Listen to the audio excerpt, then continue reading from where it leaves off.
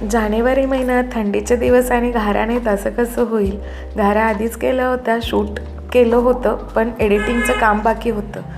तर भोपळ्यातल्या बिया काढून छोटे पीस करून ते कुकरला शिजवून घेतला आणि त्यानंतर त्यातला गर काढून घेतला. हिरवट भाग टाकून दिला, वरचा गर घेतला. जेवढा गर निघाला तो मॅशरने मॅश करून त्या क्वांटिटीमध्ये चिरलेला किंवा खिसलेला गूळ घातला आणि तो चांगला शिजवून घेतला. त्यामध्ये अगदी थोडंसं गव्हाचं पीठ घातलं आहे, गोळा तयार होईल इतपत. जास्त पीठ घातलं की घाऱ्या कडक होतात.